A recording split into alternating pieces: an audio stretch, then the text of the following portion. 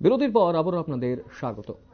চান্দ্রাইপাড়া দ্বাদশ শ্রেণী বিদ্যালয়ের ছাত্রছাত্রীদের এক অভিনব উদ্যোগ। আমবাসা পুর এলাকার 10 নম্বর ওয়ার্ডের বাসিন্দা আকাশ দেবনাথের হাতে সাহায্যের জন্য বিভিন্ন জিনিস তারা তুলে ধরলেন।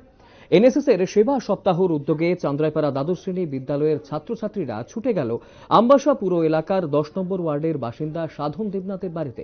এই সাধন দেবনাথ, যার ছেলে আকাশ দেবনাথ 100% দিব্যাঙ্গ। এই 100% দিব্যাঙ্গ 14 বছর বয়সী এই ছেলের হাতে নানান খাদ্য সামগ্রী তুলে ধরলেন তারা, এবং তার পাশাপাশি খাদ্য সামগ্রী দেওয়ার পাশাপাশি নানানভাবে সাহায্য করারও অঙ্গীকারবদ্ধ হলেন ছাত্রছাত্রী সহ শিক্ষক শিক্ষিকারা। 14 বছরের আকাশ দেবনাথ বাড়িতেই থাকে এবং 100% দিব্যাঙ্গ হওয়ার ফলে নানান সমস্যার মধ্য দিয়ে তার জীবনযাপন করতে হয়। তার বাবা সাধন দেবনাথও নানান কষ্ট এবং প্রতিকূলতার মধ্য দিয়ে দিন যাপন করছেন এই দিব্যাঙ্গ ছেলেকে নিয়ে। চান্দ্রাইপাড়া দ্বাদশ শ্রেণী বিদ্যালয়ে চলছে এনএসএস এর উদ্যোগে সেবা সপ্তাহ।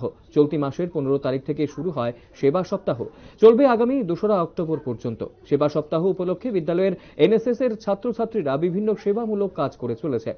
ছাত্রছাত্রীদের নিয়ে শিক্ষক স্বপন নমো ছুটে গেলেন আজ আমবাসা পুর পরিষদের অন্তর্গত 14 নম্বর ওয়ার্ডের বাসিন্দা সাধন দেবনাথের বাড়িতে।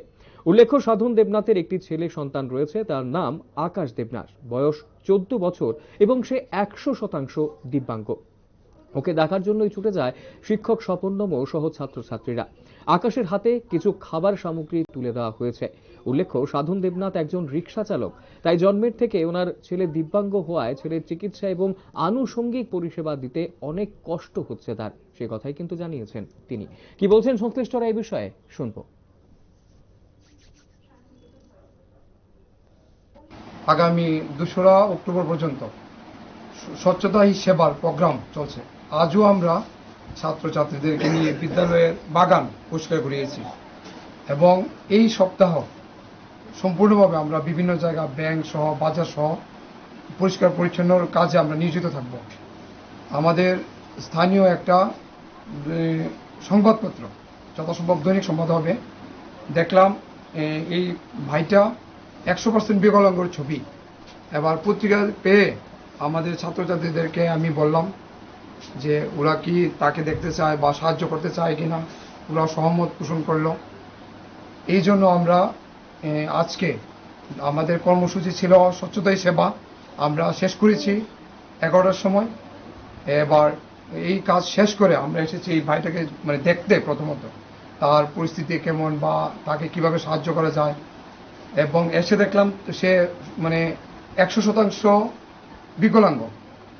তাই আমি চেষ্টা করব আমাদের যে এনএসএস যে মেইন সেন্টার আছে স্ট্রিট, আমাদের অফিসারদের কাছে বার্তা পাঠাতে, যদি কোনো সাহায্য পাওয়া যায় কিনা বা এই ধরনের কোনো আমাদের ফান্ড আছে কিনা।